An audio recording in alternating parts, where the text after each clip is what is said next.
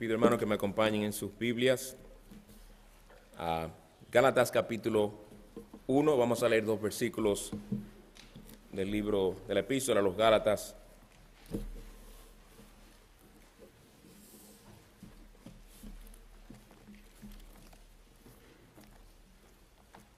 Empezando con Gálatas capítulo 1.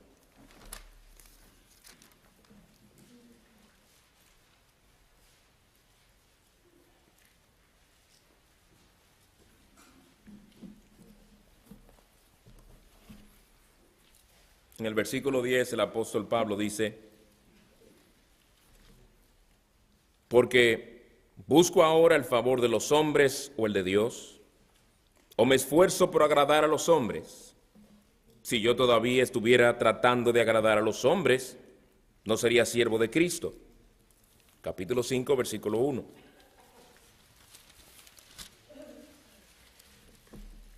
Para libertad fue que Cristo nos hizo libres. Por tanto, permaneced firmes y no os sometáis otra vez al yugo de esclavitud. Vamos a pedir al Señor en oración que nos ayude en esta noche, hermanos. Oremos. Señor de los cielos, gracias por darnos tu palabra, que es viva y eficaz y más cortante que toda espada de doble filo. Queremos que al exponernos esa palabra corte. Esa palabra penetra en nuestras mentes y corazones. Enséñanos a ser fieles a ti y líbranos de las cadenas que muchas veces nosotros mismos nos imponemos. Y ayúdanos a andar como lo que somos, libres en Cristo. En Él te lo pedimos y ayúdanos a hacer memoria de su nombre. Amén. Hermanos, ¿qué responderías si te preguntara qué es ser un legalista? Es muy fácil para muchos, con mucha seguridad, decir de alguien: fulano es un legalista, o fulano está siendo demasiado legalista, o esa es una iglesia legalista, o los pastores están cayendo en legalismo. Pero ¿qué es ser un legalista? ¿Acaso sabemos de qué estamos hablando? Algunos piensan que un legalista es uno, oigan bien, que procura obedecer con todo cuidado la palabra de Dios en todo aspecto de su vida. Si notan que es demasiado cuidadoso o, como lo tildan, meticuloso en tratar de obedecer la ley de Dios, al tal le llaman: ese es un legalista. Pero ¿desde cuándo querer hacer la voluntad de Dios en todo aspecto de nuestras vidas es algo malo? Pónganse a pensar. Otros piensan que un legalista es aquel que procura mucho o se preocupa mucho por los mandamientos de la palabra de Dios. ¿Es malo obedecer los mandamientos de Dios? ¿No dice el Señor Jesucristo que el que le ama guarda sus mandamientos? ¿Qué es ser un legalista? ¿Con cuánta facilidad nos acusan de legalistas tan solo porque enseñamos que el día del Señor está vigente por ser el 4º mandamiento de la ley moral de Dios? Pero ¿es ser legalistas hacer lo que Dios nos manda hacer? El problema es que muchos hablan de legalismo y en realidad no saben a veces de qué están hablando. Y lo peor es que hay cristianos que condenan algo como legalista para ellos hacer lo que quieren. ¿Qué hacen el día del Señor aquellos que tildan de legalista, aquellos que procuran guardarlo? ¿Cómo pasan ese día? ¿Cómo se visten aquellas personas, aquellas mujeres que dicen que son legalistas, lo que enfatizan demasiado la modestia en el vestir? ¿Cómo se visten? Si fuera que se vistieran modestamente, pero generalmente es lo contrario. ¡Legalista! Y uno mira lo que hay detrás de esa mano que señala y analiza, y es preocupante lo que uno ve. ¿Qué es en realidad el legalismo? ¿Y cómo nos afecta como creyentes? Eso es lo que estaremos viendo hoy. Hoy continuamos con nuestra serie de estudios sobre la libertad cristiana. El domingo pasado, como recordarán si estuvieron aquí, vimos cómo el legalismo interfiere en nuestras vidas al nosotros tratar con la culpa que viene del pecado que cometemos. Es decir, el legalismo nos sugiere que debemos hacer cosas con tal de asegurar el perdón de Dios, como si el perdón de Dios es algo que uno trata de comprar con sus obras o con ciertas actividades. El legalismo hace un atentado en contra de nuestra misma, de la justificación que el Señor ha obrado. Pero el legalismo no solo quiere robarnos del gozo de la justificación, sino también del correcto ejercicio de la santificación, y de eso es que estaremos hablando en esta noche. Cómo el legalismo interfiere con la santificación progresiva. Y vamos a ver dos cosas. En primer lugar, veremos dos principios básicos que vamos a establecer de las Escrituras, y en segundo lugar vamos a ver dos problemas constantes. Dos problemas constantes. Veamos en primer lugar dos principios básicos. Y el primer principio es el siguiente. Todo verdadero hijo de Dios está comprometido a vivir una vida de santidad. Todo verdadero hijo de Dios está comprometido. No hay duda alguna en su mente. Él no está inseguro al respecto. Es un compromiso que tiene, porque lo que dice la palabra de Dios, todo verdadero hijo de Dios está comprometido a vivir una vida de santidad. Esto es algo que del principio del Evangelio de Lucas, en Lucas 1:74, queda hermosamente resumido cuando dice, hablando de la obra que habría de hacer el Señor, concedernos que, librados de las manos de nuestros enemigos, le sirvamos sin temor, en santidad y en justicia delante de Él, todos nuestros días. Una vida de santidad todos nuestros días. Y el muy conocido pasaje de 1 de Pedro 1, 15 y 16, donde el Señor claramente nos manda a vivir una vida santa allí, y nos dice específicamente en qué áreas de nuestras vidas Él espera y demanda santidad. Así como aquel que os llamó es santo, así también sed vosotros santos en toda vuestra manera de vivir. En toda vuestra manera de vivir. Porque escrito está, sed santos, porque yo soy santo, dice el Señor. Es decir, que es una vida de santidad universal. Universal en el sentido de que abarca todo aspecto de nuestras vidas. Por eso dice, en toda vuestra manera de vivir. Y en Romanos 6:22 se nos habla de la obra que el Señor ha hecho, qué es lo que Él ha hecho en nuestras vidas después que nos libra de la libertad, de la esclavitud del pecado. Y allí dice, pero ahora habiendo sido libertados del pecado y hechos siervos de Dios, tenéis como fruto la santificación. En este texto que acabo de leer, de Romanos 6:22, fíjense que Pablo no está exhortando nada. Pablo está estableciendo una realidad en la vida del creyente, que además de haber sido libertado del pecado, hay un fruto definitivo que viene como resultado de eso, y ese fruto definitivo es la santificación. Tenéis como fruto, ¿quiénes? Los creyentes, aquellos a quienes el Señor ha librado del poder del pecado. Tenéis como por vuestro fruto la santificación. Por eso el Señor dice, por su fruto lo conoceréis, ¿verdad? Si una persona dice que es cristiana, tiene que verse en su fruto. Él lo presenta aquí, le presenta la santidad de vida como una evidencia inconfundible de que hemos sido libertados del dominio del pecado.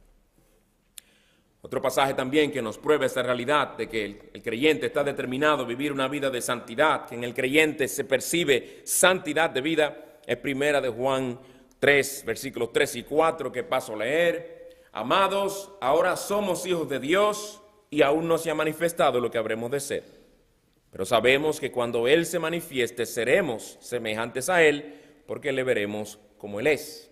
Aquí está hablando de algo que somos hoy y también una esperanza futura. Pero ¿qué sucede en el presente mientras esperamos el ser hechos perfectos según la imagen del Señor Jesucristo? Miren lo que sucede.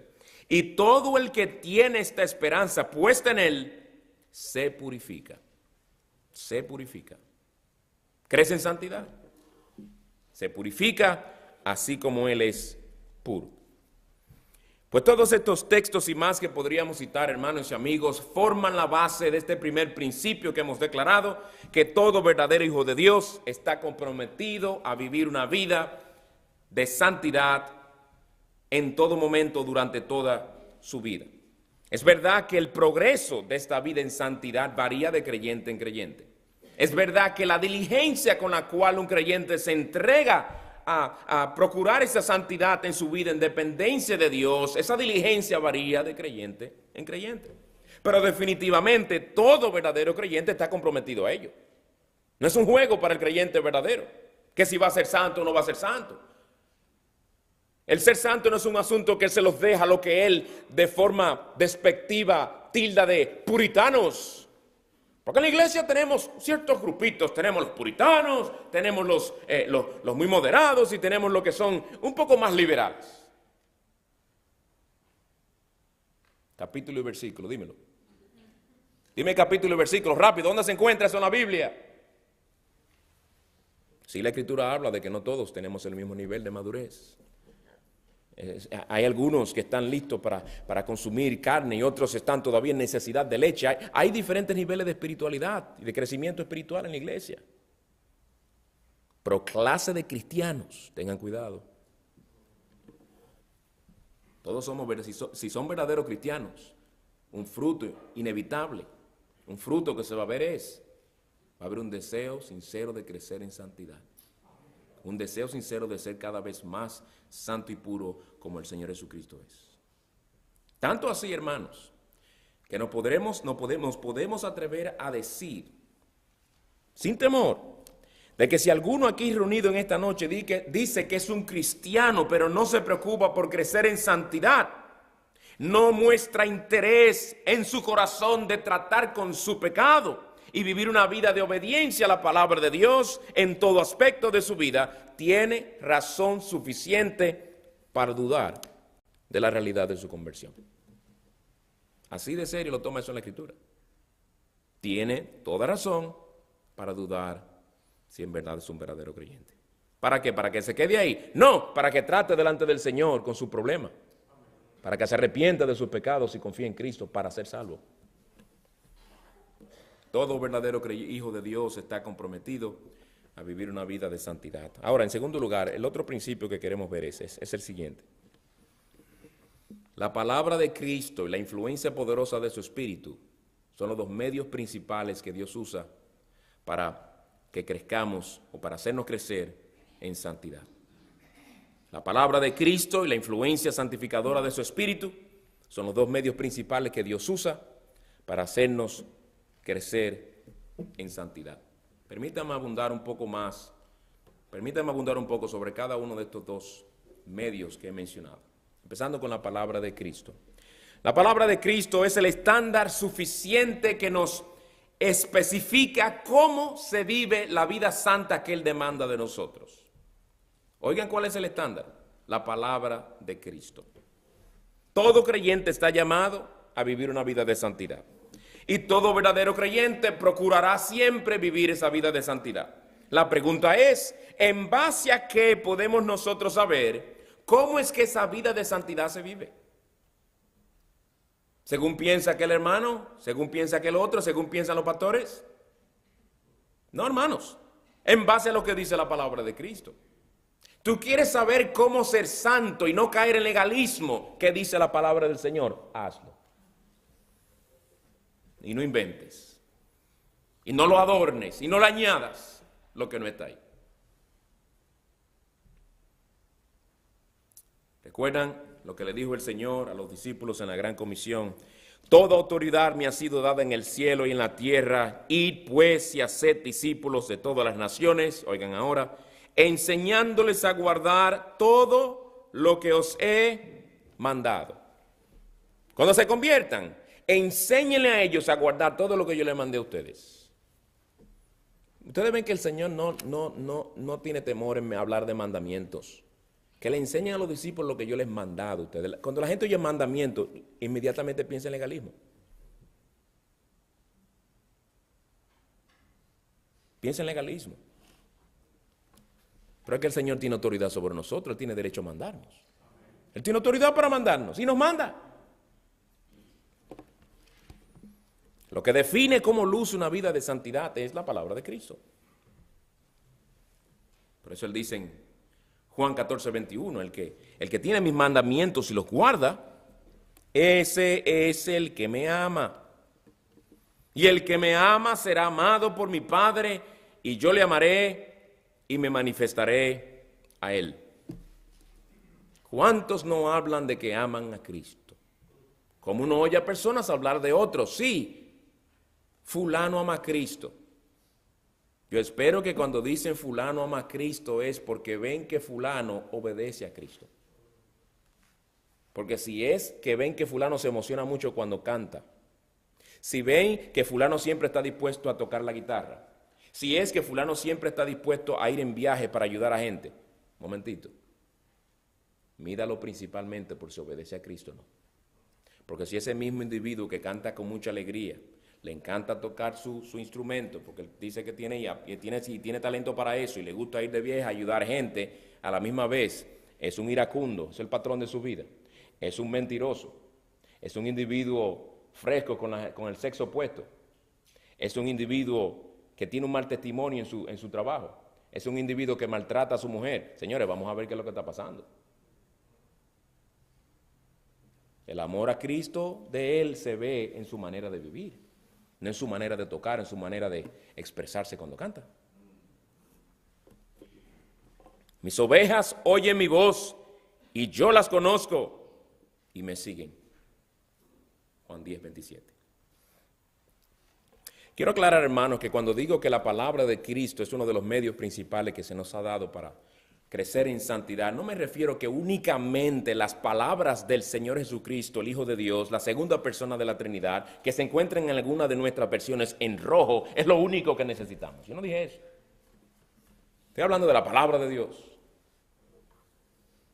Palabra que el apóstol Pablo muy bien sabía que él enseñaba y escribía como cuando él dice en 1 Corintios 14, luego de darle instrucciones a ellos para que pongan en orden el tremendo desorden que había en el uso, o mejor dicho, el mal uso de los dones espirituales, dones extraordinarios. Les dice en el versículo 37, si alguno piensa que es profeta o espiritual, reconozca que lo que os escribo es mandamiento del Señor.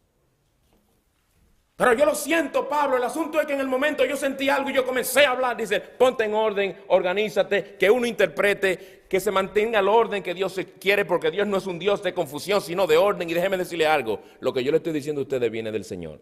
Por más que tú te quieras profeta o espiritual, obedece al Señor. Porque no son los sentimientos nuestros que deben gobernarnos. No es lo que yo sienta o el don que yo tengo, es lo que el Señor dice, dice Pablo.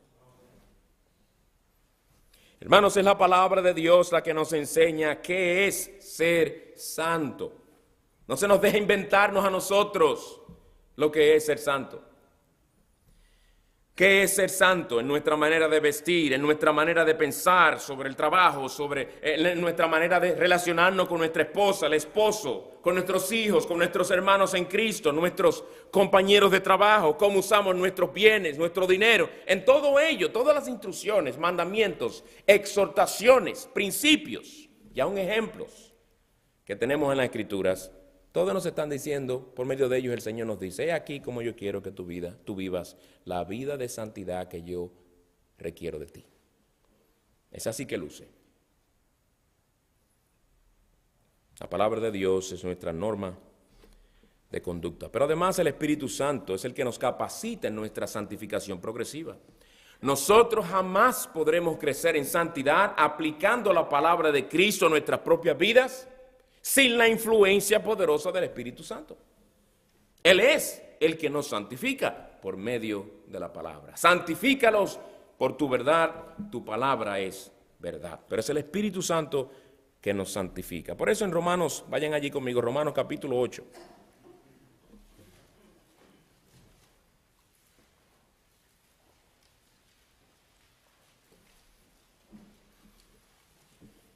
En este pasaje vamos a leer que allí se nos enseña cómo el Espíritu Santo es el que nos ayuda a dar muerte a nuestros pecados. Romanos 8, versículo 13. En la segunda parte del versículo dice, si por el Espíritu hacéis morir las obras de la carne, viviréis. ¿Cómo podemos hacer morir las obras de la carne? ¿Cómo podemos dar muerte a esas pasiones carnales que se despiertan en nuestros corazones? Por el Espíritu. Hermanos, qué bendición que no se nos ha dejado solos. En esta lucha contra el pecado no estamos solos. Si se nos dejara solos no pudiéramos. Cada vez que el diablo nos zarandeara como a trigo, caeríamos. Pero el Señor nos ha dado su poderoso Espíritu. La santificación tiene dos aspectos: la mortificación del pecado y el ser conformados a la imagen santa de Cristo. Y en estas dos está involucrado el Espíritu Santo. 2 Corintios 3:18 dice: pero nosotros todos, con el rostro descubierto, contemplando como en un espejo la gloria del Señor, estamos siendo transformados en la misma imagen de gloria en gloria. ¿Pero cómo? ¿Por venir a la iglesia todos los domingos? ¿Únicamente? Como por el Espíritu, como por el Señor, el Espíritu. Por medio del Espíritu de Dios, somos transformados de gloria en gloria. Gálatas 5:16. Andad por el Espíritu, oigan la consecuencia de esto, y no cumpliréis el deseo de la carne. Hay creyentes que pasan un tiempo y dicen que están luchando con su pecado y no hay cambio, no hay progreso. ¿Están dependiendo del Espíritu de Dios o están tratando de luchar en la carne? A veces pasa. Hay creyentes que están luchando en la carne porque han despreciado la palabra de Cristo y han empezado a inventarse cosas que tienen que hacer. Y en vez de depender del Espíritu de Dios, están dependiendo de sus propias resoluciones. Por eso no hay progreso, no hay avance, no hay victoria contra el pecado.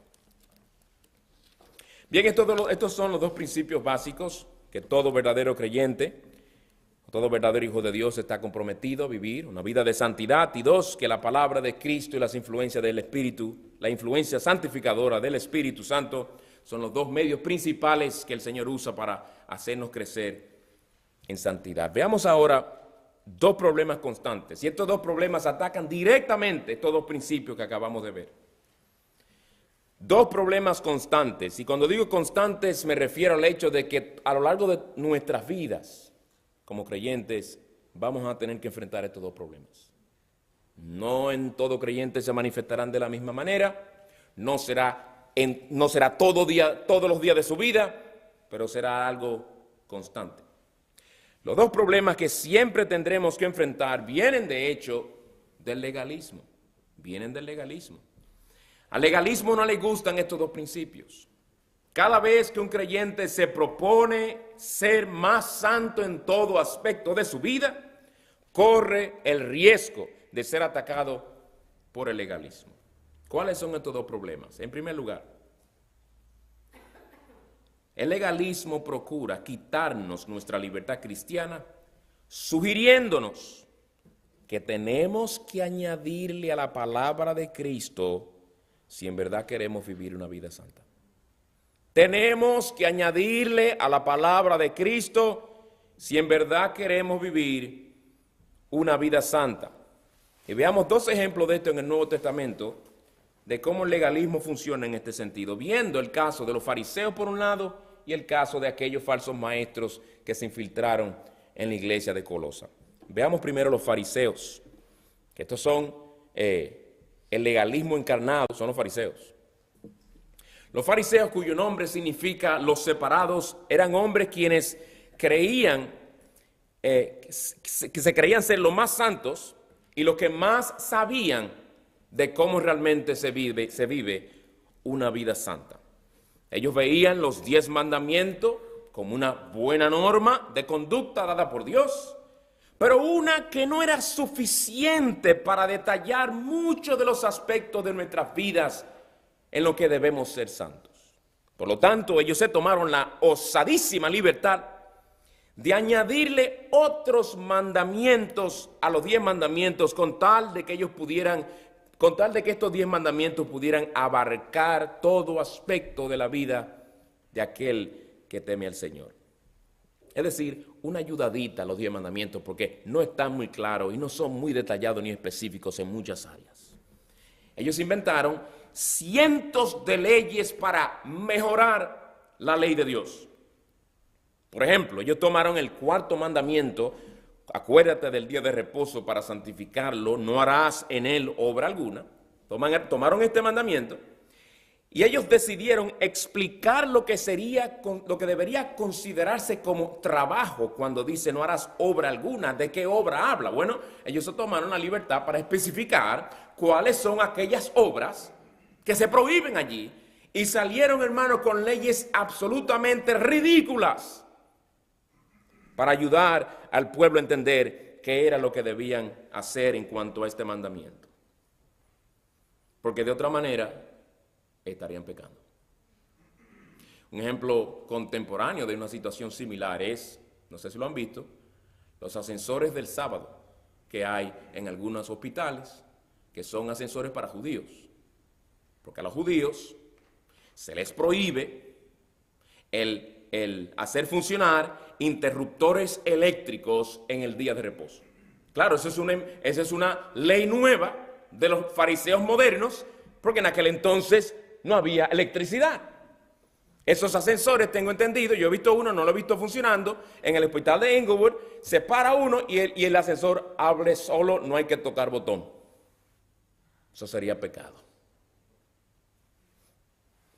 Usted se puede tragar a su esposa viva en su casa, usted puede ser un adúltero, pero no topa un botón de un ascensor. Eso sería algo atroz.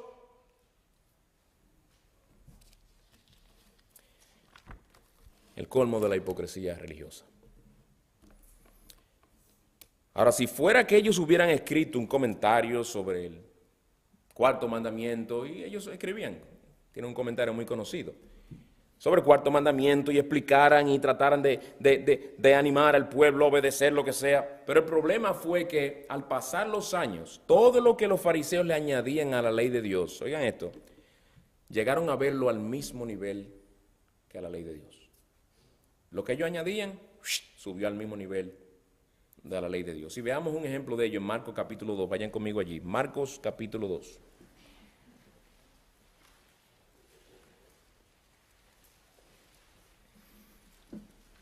Para que empecemos a ver el legalismo en función, en su más alto nivel.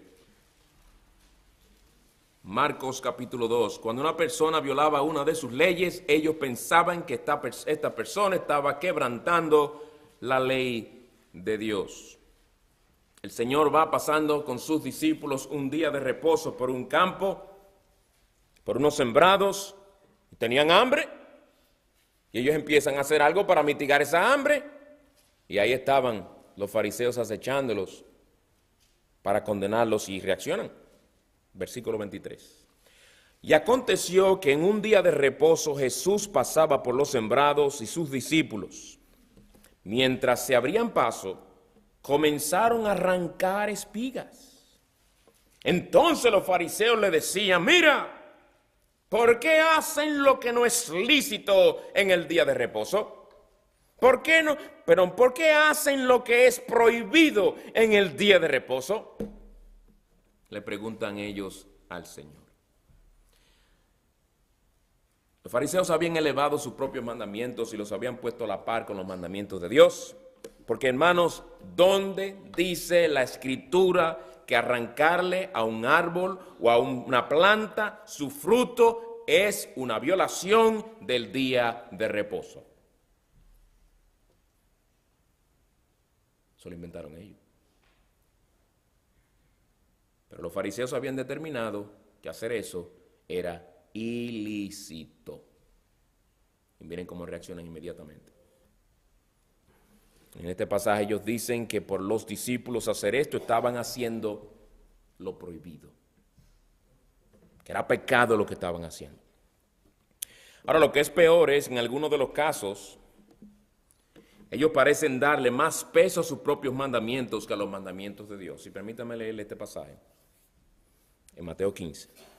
Entonces se acercaron a Jesús algunos escribas y fariseos de Jerusalén, diciendo: ¿por qué tus discípulos quebrantan la tradición de los ancianos? Pues no se lavan las manos cuando comen pan. Y respondiendo él, les dijo: ¿por qué también vosotros quebrantáis el mandamiento de Dios a causa de vuestra tradición? El Señor lo confronta con su legalismo y que por querer cumplir con su tradición estaban quebrantando el mandamiento, con lo cual le dice, estaban ustedes dándole más importancia a la tradición que a la palabra de Dios. ¿Y en qué lo estaban violando? Oigan, porque Dios dijo, honra a tu padre y a tu madre, y quien hable mal de su padre o de su madre que muera. Pero vosotros decís, oigan esto, cualquiera que diga a su padre o a su madre, es ofrenda a Dios lo mío con que pudiera ser ayudado. Papi, mami, yo sé que ustedes están en necesidad y yo necesito honrarlos a ustedes ayudándoles en una situación como la que están. Dios me ha provisto suficiente, pero hay un problemita, papi, mami. Lo que yo tengo y con lo que yo pudiera ayudarles a ustedes, yo se lo he dedicado al Señor. Sorry. Yo no los deshonro a ustedes porque se lo dije. Oigan, cualquiera que diga, decían ellos, que cualquiera que diga a su padre o a su madre, es ofrenda a Dios todo lo mío con que pudieras ser ayudado, no necesitará más honrar a su padre y a su madre, según ellos. Y dice el Señor, y así invalidasteis la palabra de Dios por causa de vuestra tradición. Entonces no me venga a mí a hablar de lavadera de mano. El Señor lo confrontó inmediatamente. Le paró el coche, como decimos. Los fariseos eran legalistas en su más alto nivel. Tenemos los falsos maestros que se infiltraron en Colosa también. Y estos falsos maestros, algunos creen que no eran necesariamente los judaizantes de los que estuvimos leyendo o hablando el domingo pasado, que se habían infiltrado en las iglesias de Galacia. Y hay varias opiniones sobre quiénes eran. Algunos dicen que eran unos, otros dicen que eran otros, y no es fácil de identificarlos. Pero lo que sí es claro es que ellos pensaban que la palabra de Dios no era suficiente, no era un estándar suficiente para indicarnos cómo debemos vivir una vida de santidad, y por lo tanto estas personas estaban añadiéndole instrucciones, prohibiciones y mandamientos a la ley de Dios. Oigan lo que dice Colosenses 2, 16 al 18. Pueden buscarlo. Colosenses capítulo 2.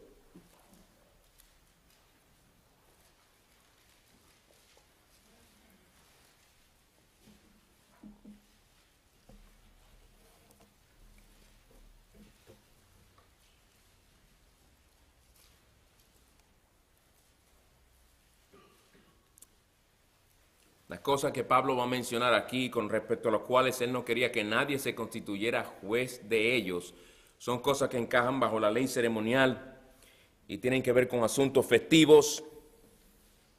Y aclaro porque él aquí menciona día de reposo y no quiero que se malentienda y piense que Pablo está diciendo ahí que el cuarto mandamiento ha sido anulado, cuando en realidad en el original día de reposo aparece en plural, días de reposo, porque había otros días de reposo especiales a través del año judío también. Y es a eso que Pablo se está refiriendo, ese es el contexto en el cual se encuentra y el mismo hecho de que aparece en plural lo confirma. Por tanto, versículo 16, por tanto que nadie se constituya en vuestro juez con respecto a comida o a bebida, o en cuanto a día de fiesta, o luna nueva, o día de reposo, cosas que solo son sombra de lo que ha de venir. Pero el cuerpo pertenece a Cristo. Nadie os defraude de vuestro premio, deleitándose en la humillación de sí mismo y en la adoración de los ángeles, basándose en las visiones que ha visto, hinchado sin causa por su mente carnal. Versículo 20. Si habéis muerto con Cristo a los principios elementales del mundo, ¿por qué, como si aún vivierais en el mundo, os sometéis a preceptos tales como, aquí están prohibiciones de esta gente, no manipules, o no toques tal, no gustes, ni toques, todos los cuales se refieren a cosas destinadas a perecer con el uso, según los preceptos y enseñanzas de ¿quién? De los hombres. Y Pablo dice, ¿por qué ustedes se están sometiendo a esas cosas, señores? Ustedes no fueron hechos libres por Cristo. No se sometan a esas cosas, que no dejen que nadie se constituya vuestro juez con respecto a cosas que el Señor no les ha prohibido, o el Señor no les ha mandado, o de las cuales el Señor Jesucristo os liberó.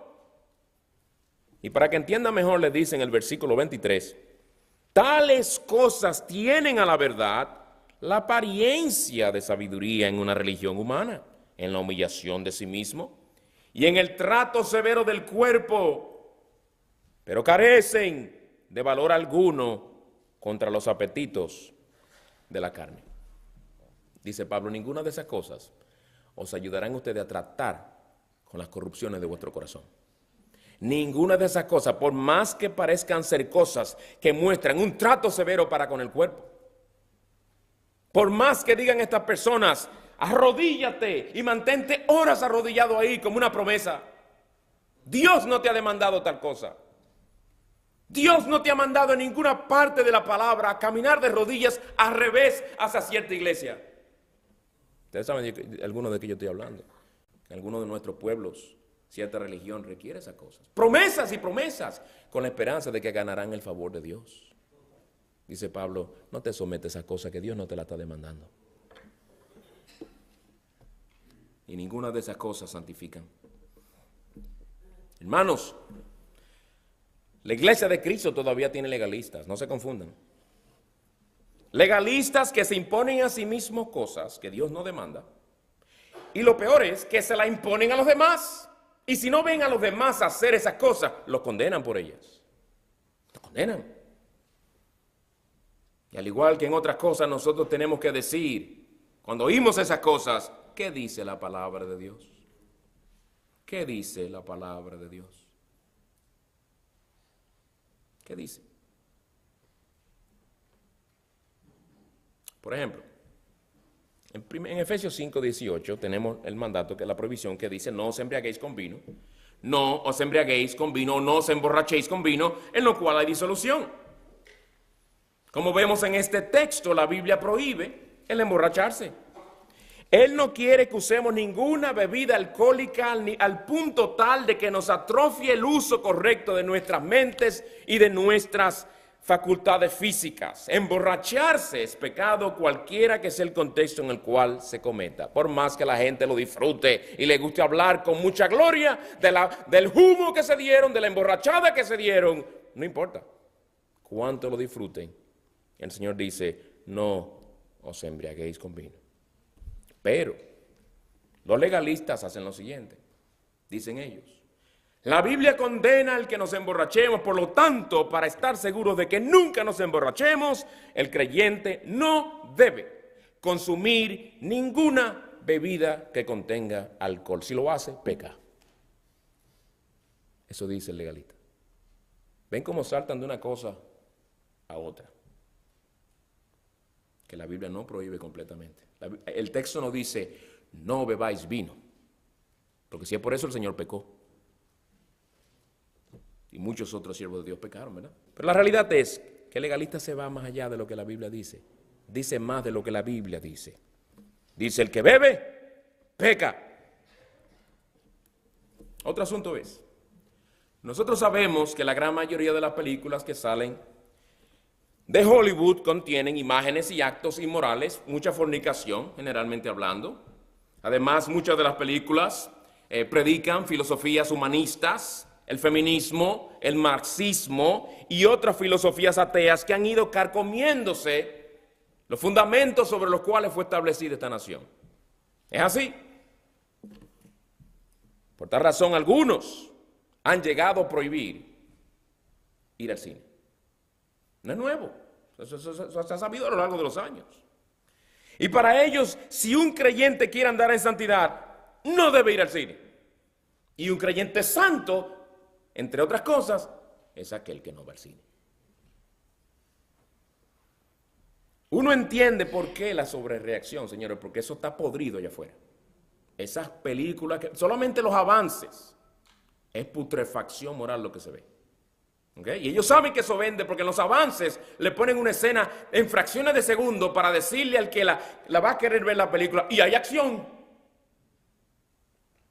Ven a verla. Para que veas a fulana sin ropa.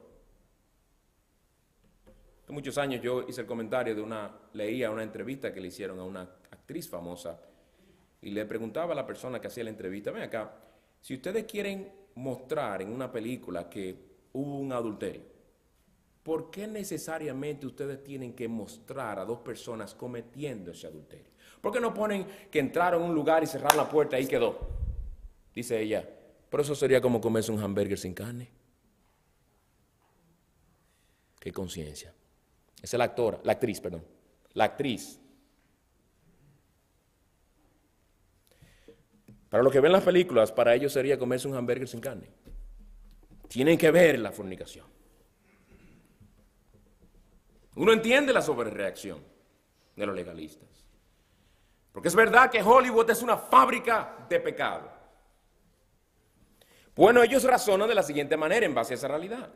Dios nos llama a no amar al mundo, ni las cosas que están en el mundo, está claro, no améis al mundo, lo que sale de Hollywood es del mundo, por lo tanto ningún cristiano debe exponerse a tales películas, ni en el cine, ni en la televisión, ni por internet, ni de ninguna manera.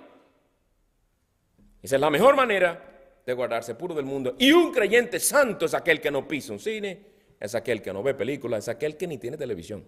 Mientras menos aparatos de esos que muestren imágenes visuales, mientras menos aparatos tenga, más santo es, determinan los legalistas. Hermanos, ciertamente cristianos que después de analizar el contenido de cierta película de antemano, lo cual recomiendo altamente, analice el contenido de antemano para usted saber si vale la pena realmente exponerse a esa película. Hay cristianos que después de haber analizado el contenido de una película de antemano y haber llegado a la conclusión de que no les será de piedra de tropiezo, ni se verá apoyando actividades pecaminosas en la mayor parte de la película, con una buena conciencia se sientan a ver una película. Pero un legalista no le aceptaría a nadie eso, sino que lo condena. Lo condena. Lo mismo hacen con el tema de la modestia.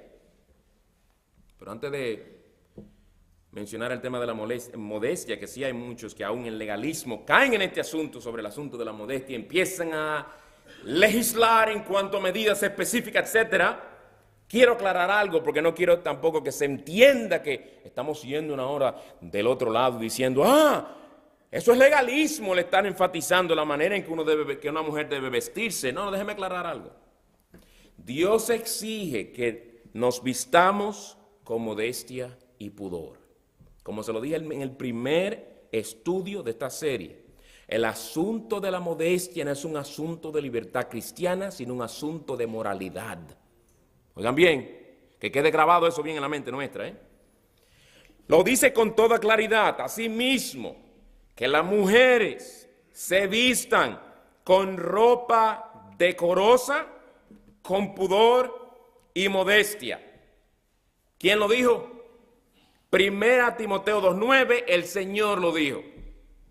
No nosotros. Que se vistan con ropa decorosa, con pudor y modestia. Dice con ropa decorosa. Ropa decorosa es ropa, obviamente, que exhibe decoro. ¿Y qué es decoro? Bien adornada. No, ¿qué es decoro? Decoro quiere decir, entre otras cosas, honra, respeto, pureza. Pues una ropa que es decorosa es cuando honra a los demás, manifiesta respeto al sexo opuesto y sobre todo exhibe pureza. Señores, ese mandamiento está bien claro. Pues por el hecho de que voy a hablar de cómo los legalistas tratan con esto, no piense nadie, hermanos, que nosotros los pastores pensamos que en Cristo tenemos la libertad para vestirnos como querramos, como hoy leí en el internet de un pastor que estaba diciendo. En Cristo la mujer tiene la libertad para vestirse como quiera. Ajá. ¿Dónde dice eso? No, si nuestra ropa no es decorosa y modesta, estamos ofendiendo al Señor. Y de hecho, nosotros no somos lo que deberíamos estar diciéndole a las hermanas de esta iglesia. ¿Hasta dónde llegan? Deben llegar sus faldas, sus escotes y qué apretados deben ser o no sus pantalones. La mujer que ama a Cristo y la mujer que ama el alma de su prójimo, especialmente del sexo opuesto, no hay que decirle estas cosas. Porque no solamente la ve en las Escrituras, sino que la entiende y no solamente la entiende, las acepta con mucho gusto. su manera de vestir, dice en alta voz dónde está su corazón. Y esposos, ayudemos a nuestras esposas.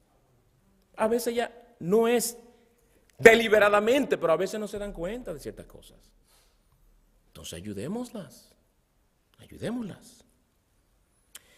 Pero volviendo a nuestro tema, ¿qué hacen los legalistas en cuanto al tema de la vestimenta? Establecen un código de vestimenta. Lo establecen. En un sentido, a veces uno quisiera tener un código. Ahí, en mi trabajo se tiene un código de vestimenta. Nadie se opone. Y se entiende. Porque dicen específicamente, aunque lo pongo en mis palabras, para hacerlo de una manera genérica, una vestimenta que sea conforme a la dignidad que tiene esa institución. Y se entiende lo que piden. Hermanos, algo que sí nosotros podemos hacer, oigan bien, que algunos quizá tilden de legalismo, algo que sí podemos hacer en nuestra libertad cristiana es negarnos a nosotros mismos cosas que tenemos la libertad de hacer, pero que decidimos no participar de ellas porque para nosotros pueden sernos de piedra de tropiezo. Hay cristianos, no porque crean que la Biblia lo prohíbe, pero se abstienen de toda bebida alcohólica, porque ellos salieron de ese mundo.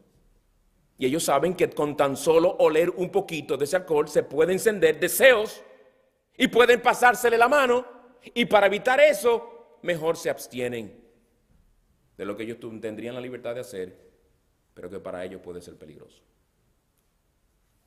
Ahora, legalismo sería que ese mismo hermano que se abstiene de eso condene a aquel que se toma un poquito de vino.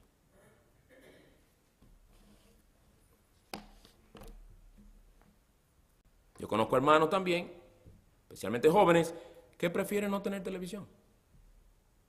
Prefieren no tener televisión. Ellos van a tu casa y ven tu televisión sota de 52 pulgadas, lo que sea, y no te condenan. Espero yo. No te condenan. Pero ellos han decidido que ese aparato le ha sido ya de demasiado tropiezo y que la imagen que a veces se encuentran los persigue por semanas. Y mejor prefieren no televisión y algunos no internet. Muy diferente a decir, tener televisión es pecado, tener internet es pecado. Eso sería legalismo. Y eso no vamos a hacer. Pero yo entiendo, y yo creo que tú entiendes bien, por qué ellos están haciendo eso. Porque no quieren usar aquello que muchas veces se ha convertido ya en leña para el fuego de sus pasiones carnales. Y quieren ser santos. Eso sí yo digo es un individuo que en verdad quiere ser santo. Se abstiene aún de aquellas cosas que puede usar, pero que son peligrosas. Y hay que tener cuidado. Él sabe que más le conviene amputarse el ojo derecho de una manera drástica, porque él conoce sus propensidades. Y sabe que el Señor dice que os abstengáis de los deseos carnales que batallan contra vuestras almas. Bien, entonces, en primer lugar, el legalismo procura quitarnos nuestra libertad. Es uno de los problemas que enfrentamos continuamente. El legalismo procura quitarnos nuestra libertad cristiana, convenciéndonos de que tenemos que añadirle a la palabra de Cristo si en verdad queremos vivir una vida santa. Guardar el día del Señor es así. Esto no se hace, esto no se hace. Y hay de aquel que se atreve a hacer una cosa así, porque yo creo que estaría pecando. Ten cuidado, hermano. Ten cuidado, hermano. Los que viven así muchas veces no tienen ni comunión con el Señor en el día del Señor. Más bien el día del Señor se convierte en una lista de prohibiciones y no un deleite. Y no en comunión con el Señor, sino en... No, el Señor quiere que llamemos a este día un deleite. Que estemos en el Espíritu en el día del Señor como estaba su siervo Juan, el apóstol, en la isla de Patmos. Que sea un deleite para nosotros entregarnos a servir al Señor. Sí, dejando nuestras labores diarias para entregarnos a una labor mucho más gloriosa, que la de servir al Señor y buscar su rostro. Pero además, en segundo lugar, el legalismo procura hacernos creer que el Espíritu Santo no es nuestra suficiencia en nuestra santificación. No basta con tener el Espíritu Santo en nosotros. Hay otras cosas más que debemos hacer también. Debemos añadir un paquetón de cosas más para asegurar que así podremos permanecer santos, que así podremos luchar contra las pasiones de la carne. Porque no basta con únicamente depender de la palabra de Cristo y de la obra de su Espíritu en nosotros. Cuando el Señor dice en Gálatas 5:16, que ya leímos, andad por el Espíritu y no cumpliréis el deseo de la carne.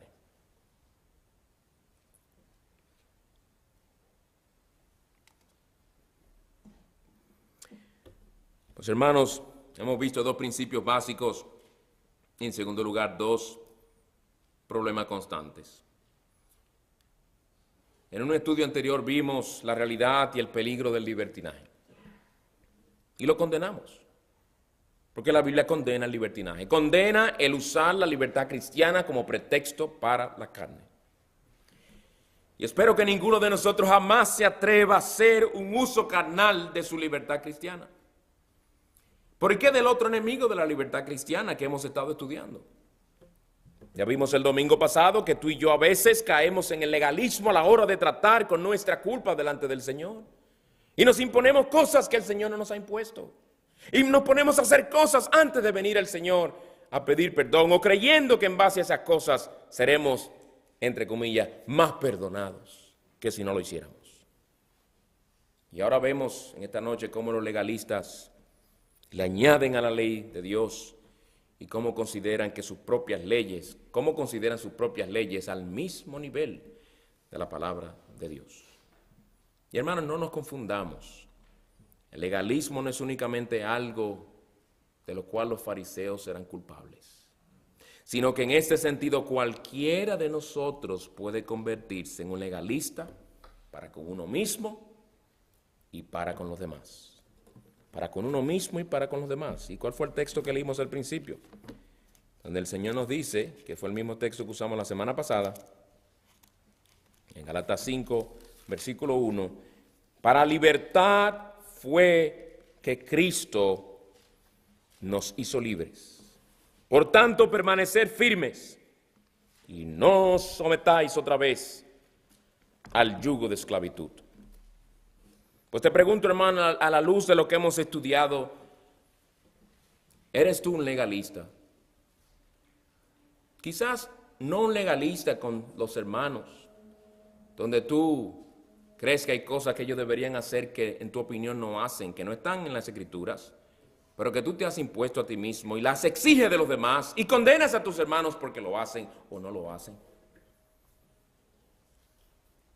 ¿O eres tú de esos legalistas que han hecho de su propia vida cristiana una carga pesadísima? Porque tú te has impuesto, por ejemplo, digamos, y tú ponle el nombre que tú quieras, tú te has impuesto que si tú no oras 1 hora al día, tú estás mal con Dios.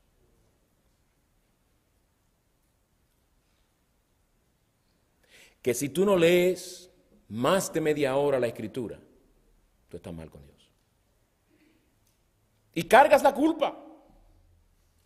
Y te sientes mal delante del Señor. Y te vas a tu trabajo que te falta algo y te das cuenta, fue que no oré 1 hora.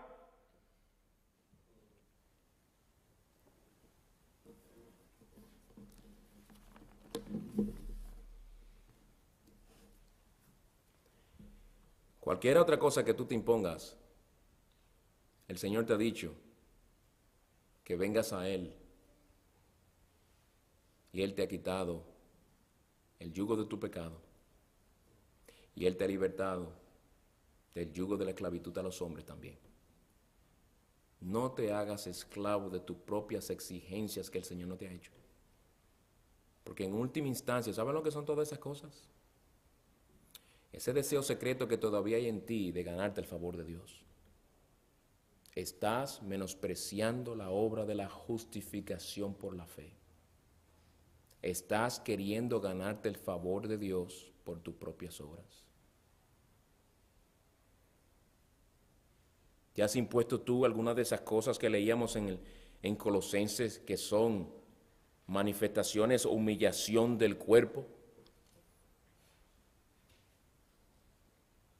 Donde tú quizás digas, hoy no voy a cenar, no soy digno de cenar, porque yo he desobedecido al Señor. No estoy hablando de ayuno, estoy hablando de algo que tú te impones como un castigo a ti mismo. En primer lugar, te lo demanda el Señor. 2, no vas a lograr nada en contra de la carne, porque tú lo que necesitas es la palabra de Cristo y el poder de su Espíritu.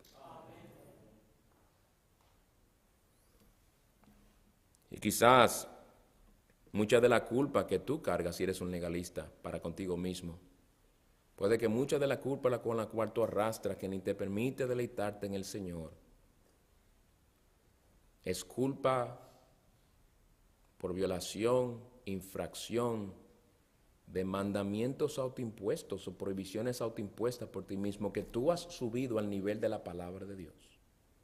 Lo que quizás empezó como algo de lo cual tú en tu libertad decidiste abstenerte, por no cuidarte, lo has convertido en un mandamiento divino, o lo has llevado al nivel de un mandamiento divino. Y has hecho que el deleite de Cristo en ti dependa de tu cumplimiento fiel de esas cosas que tú mismo te has impuesto y no el Señor. ¿Y cómo el diablo se deleita? En verte acercarte a Cristo decaído, desanimado. Cuando el Señor dice que vengas a Él con confianza al trono de la gracia, tú vienes arrastrado y no alegre, porque vienes con el peso del yugo que tú mismo te has impuesto. Hermanos, en esta noche vamos a hacer memoria de aquel que nos libertó de ese yugo, del yugo del legalismo, del yugo de la esclavitud a los hombres, del yugo de la esclavitud a nuestras propias prohibiciones e invenciones. Demos gracias al Señor. Hermanos, la exhortación es que permanezcamos firmes en esa libertad que el Señor nos ha dado. Seamos fieles a lo que el Señor dice en su palabra. Que podamos con buena conciencia decir, Señor, perdóname porque yo he hecho esto que tú has dicho que no hiciera. No, perdóname porque yo no oré 1 hora. Perdóname porque yo oré 53 minutos y medio. Tú no tienes razón bíblica para pedir perdón por eso. Que el Señor nos ayude a ser bíblicos y a depender de su Espíritu. Oremos.